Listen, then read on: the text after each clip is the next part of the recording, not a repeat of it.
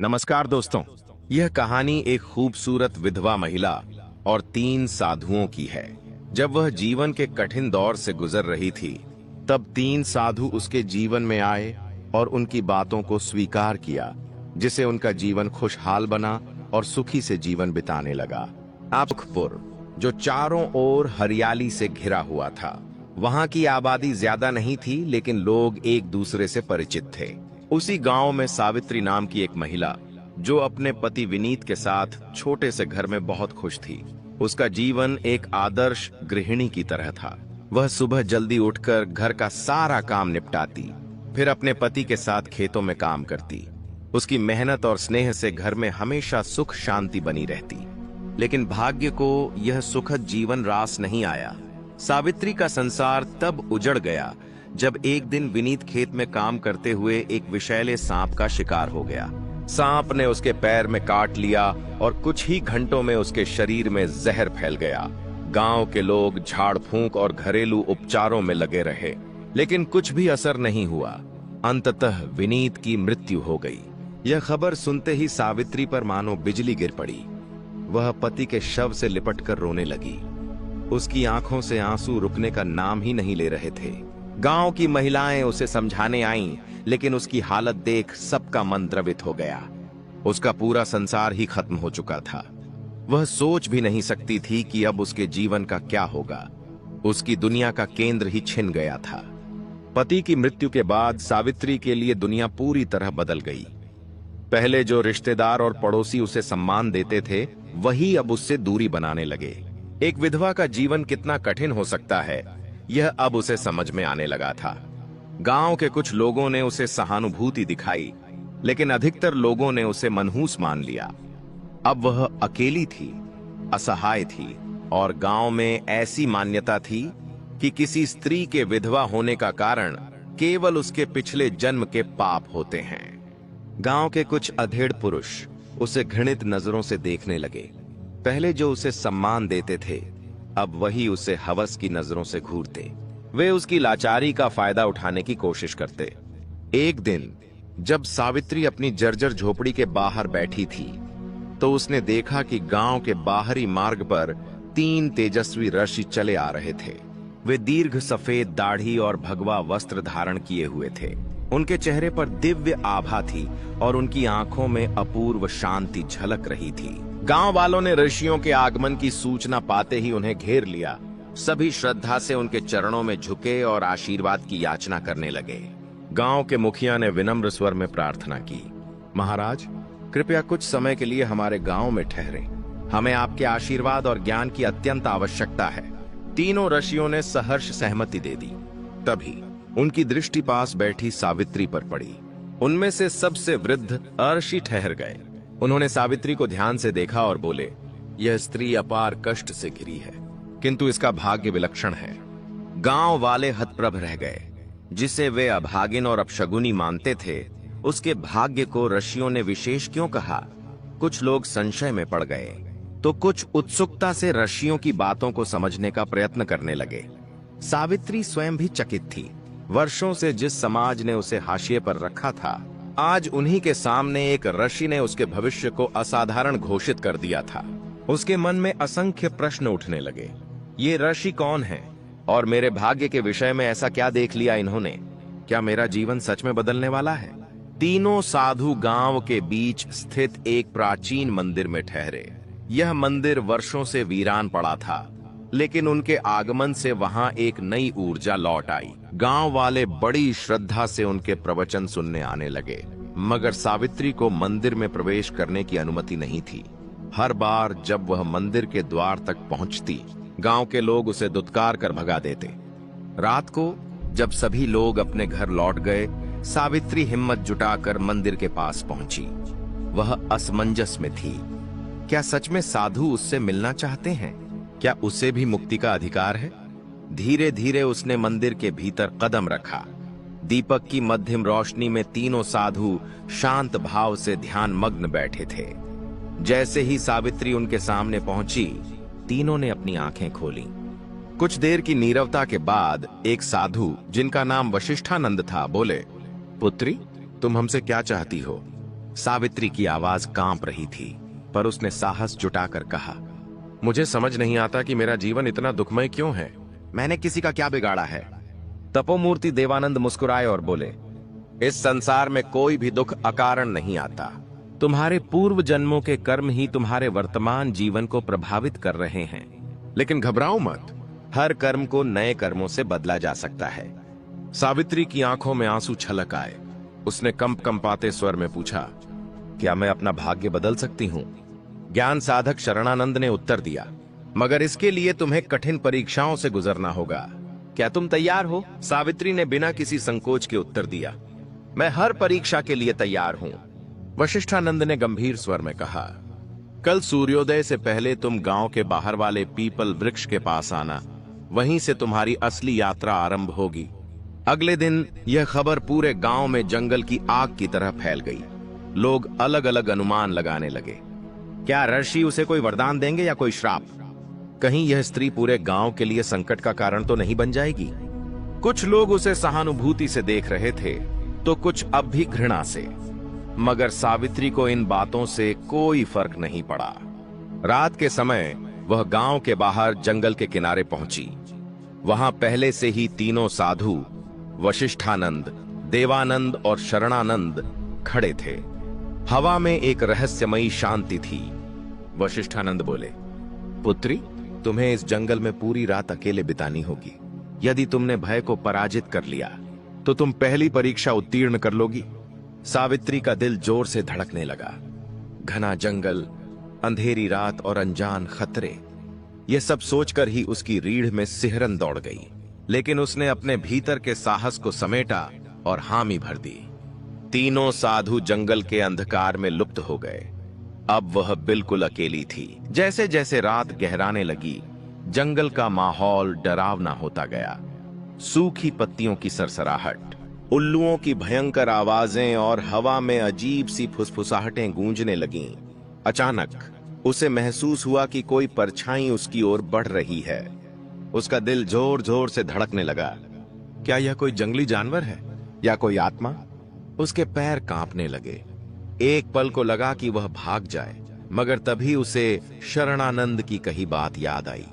यदि तुमने भय पर विजय पा ली तो तुम परीक्षा पास कर जाओगी।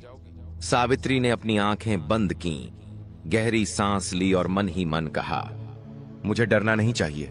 मेरे साथ भगवान हैं। मेरा भय केवल मेरे भीतर है, बाहर कुछ नहीं। धीरे धीरे परछाई धुंधली होने लगी और कुछ ही क्षणों में विलीन हो गई।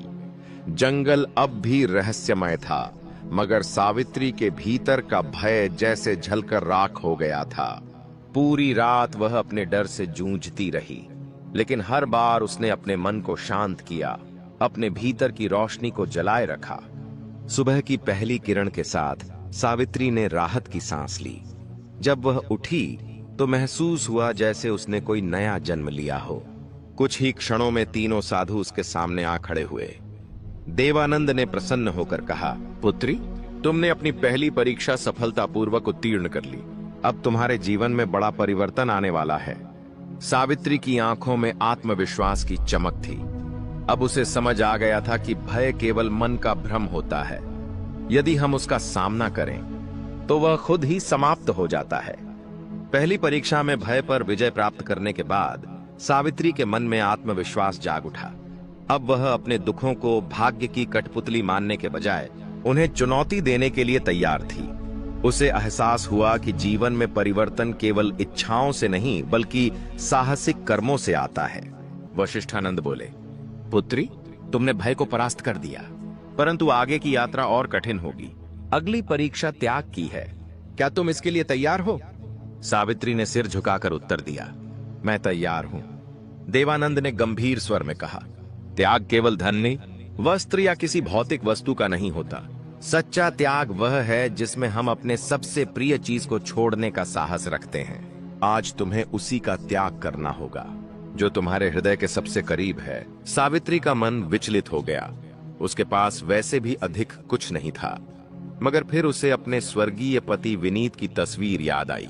यही एकमात्र निशानी थी जो उसे उनके प्रेम की याद दिलाती थी। जब भी वह अकेली महसूस करती इस तस्वीर को देखकर सुकून पाती थी। उसकी आंखों में नमी आ गई। कांपते स्वर में उसने पूछा, क्या मुझे अपने पति की तस्वीर छोड़नी होगी? शरणानंद मुस्कुराते हुए बोले, यदि वही तुम्हारे लिए सबसे प्रिय है तो हां, लेकिन याद रखना, त्याग तभी सार्थक होता है जब वह पूर्ण मन से किया जाए। जब तक तुम स्वयं इसके लिए तैयार नहीं हो, हम तुम्हें बाध्य नहीं करेंगे। सावित्री गहरे विचारों में डूब गई। यह तस्वीर उसके अतीत की अंतिम स्मृति थी। क्या वह इसे छोड़ सकती है? क्या यह त्याग सही होगा? मगर फिर उसे एहसास हुआ कि यह तस्वीर केवल उसे बीते कल से बांध कर रख रही थी।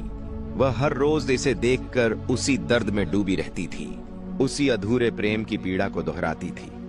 यदि उसे आगे बढ़ना है, यदि उसे अपने जीवन को नए सिरे से संवारना है, तो उसे अतीत से मुक्त होना ही होगा। उसने अपनी आंखें बंद की, गहरी सांस ली और फिर दृढ़ स्वर में कहा, मैं तैयार हूं। वशिष्ठानंद बोले, तो जाओ और इस तस्वीर को गांव के तालाब में प्रवाहित कर दो। सावित्री गांव लौटी और अपनी झोपड़ी में जाकर एक पुराने संदूक को धीरे से खोला। उसके भीतर वर्षों से सहेजी गई एकमात्र निशानी थी, उसके स्वर्गीय पति विनीत की तस्वीर। कांपते हाथों से उसने उसे निकाला और गहरे भाव से निहारा। उसकी आंखों में आंसू थे, मगर मन में अब संकल्प था। गांव के कुछ लोगों ने उसे तालाब की ओर जाते देखा और फुसफुसाने लगे, यह पागल हो गई है, अपने पति की निशानी क्यों फेंक रही है? कहीं इन ऋषियों ने इसे भ्रमित तो नहीं कर दिया? लेकिन सावित्री ने किसी की भी ओर ध्यान नहीं दिया। वह धीरे धीरे तालाब के किनारे पहुंची, जहां पानी की लहरें शांत थीं। उसने तस्वीर को दोनों हाथों में थामा और एक आखिरी बार उस चेहरे को देखा जिससे उसका पूरा जीवन बंधा हुआ था। यह केवल एक तस्वीर नहीं थी, यह उसके सुख ही, उसके दर्द और उसके अतीत का प्रतीक थी। धीरे धीरे उसने तस्वीर को जल में प्रवाहित कर दिया। जैसे ही तस्वीर पानी में डूबी, उसे महसूस हुआ कि वर्षों से जो एक अदृश्य भार उसके हृदय पर था, वह अब समाप्त हो गया। एक अजीब हल्कापन उसके भीतर भर गया, मानो वह किसी अदृश्य बेड़ियों से मुक्त हो गई हो। अब वह केवल अपने भविष्य की ओर देखना चाहती थी। जब वह जंगल लौटी, तीनों साधु, वशिष्ठानंद, देवानंद और शरणानंद पहले से ही वहां उसका इंतजार कर रहे थे।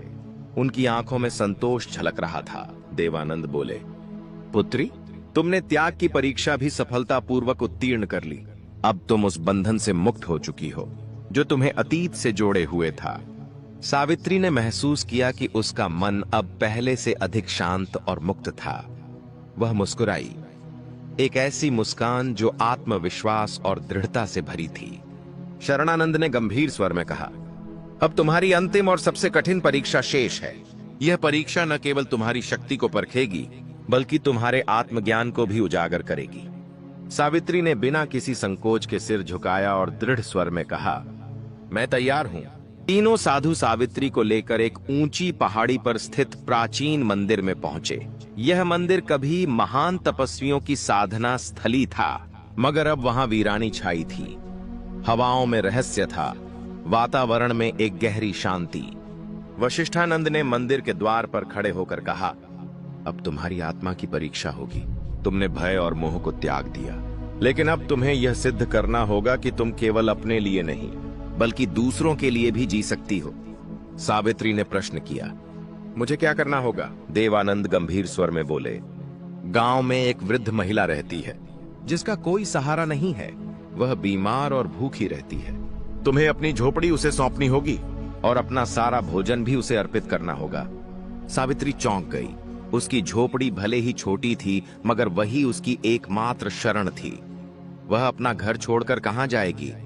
इससे पहले कि वह कुछ कहती, शरणानंद आगे बोले, इसके बाद तुम्हें 7 दिन जंगल में रहकर तपस्या करनी होगी, बिना भोजन और जल के।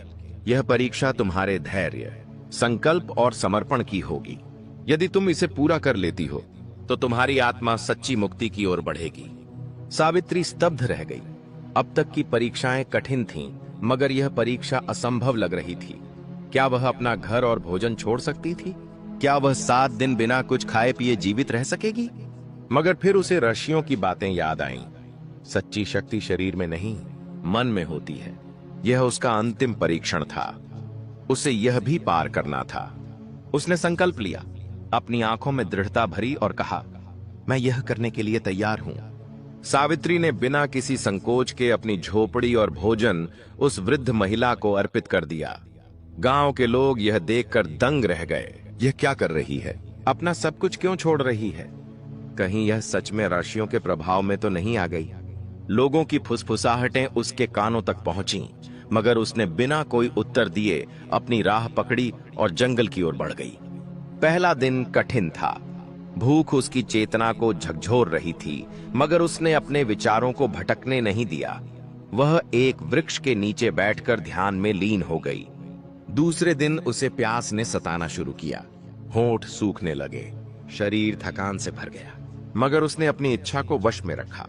उसने स्वयं को समझाया, यह बस शरीर की एक परीक्षा है, आत्मा को इससे क्या लेना देना। तीसरे दिन उसका शरीर कमजोर होने लगा, पैरों में कंपन था, मगर मन अब भी अडिग था।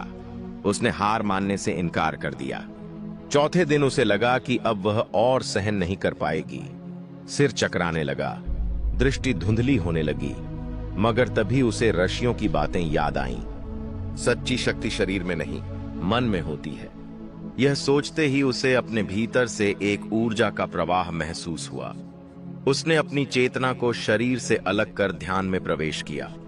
पांचवें और छठे दिन तक वह पूरी तरह ध्यान में डूब चुकी थी।